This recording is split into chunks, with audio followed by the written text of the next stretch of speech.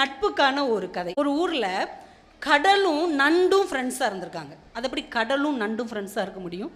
கதையில் எல்லாமே சாத்தியம்தான், நட்பில் எல்லாமே சாத்தியம்தான். ரெண்டு பேரும் ஃப்ரெண்ட்ஸாக இருக்கிறாங்க.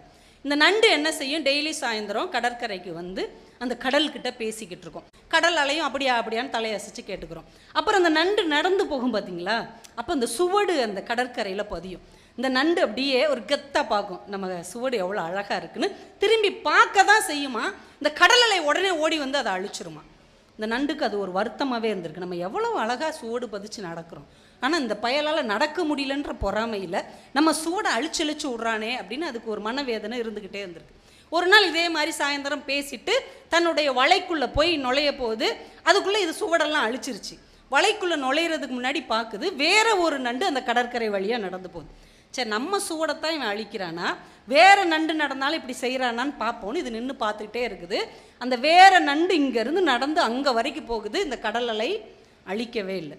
அப்போ இந்த நண்டு புரிஞ்சுக்கிச்சு, நம்ம மேலே இவனுக்கு ஏதோ பொறாமை, வைத்தறிச்சல், அதனால தான் நம்ம நடந்த உடனே அழிச்சிட்றான், வேற நண்டு நடக்கும் போது இவன் அழிக்க மாட்டான்ல அப்படின்னு கோபமாக பார்த்துக்கிட்டு இருக்கும் போதே அந்த நண்டு இன்னொரு வலைக்குள்ளே போய் புகுந்துடுது. அடுத்த செகண்டு ஒரு நரி அந்த வழியாக வருது. அந்த நண்டு நடந்து போன காலடி சுவடை பார்த்துக்கிட்டே போய் அது புகுந்த வலைக்குள்ளே கையை விட்டு அந்த நண்டு எடுத்து சாப்பிட்ருது. இப்போ தான் இந்த நண்டுக்கு புரியுது, தன்னுடைய நண்பன் தன் சுவடுகளை அழிக்கவில்லை, தன் உயிரை காப்பாற்றி இருக்கிறான் என்பது அதுக்கு புரியுது. ஐயோ, நம்ம நண்பனை தப்பாக புரிஞ்சிட்டோமே அப்படின்ட்டு திரும்ப ஓடி வந்து அந்த கடற்கரையில் எழுதுது, முன்பே காப்பான் அன்பே நட்பு என்று எழுதுகிறது. அதையும் அந்த கடல் அலை அழித்து விட்டு செல்லுகிறது. இந்த செஞ்சிக்கோட்டை அப்படின்னு நம்ம சொல்கிறோம் இல்லையா, செஞ்சிக்கோட்டை, அந்த செஞ்சிக்கோட்டையை ஆண்டவர் ராஜா தேசிங்கு அப்படின்னு ஒரு அரசன். அவருக்கு ஒரு இஸ்லாமிய நண்பர் மஹமத் கான் அப்படின்னு, ரெண்டு பேரும் ரொம்ப உயிர் நண்பர்கள்.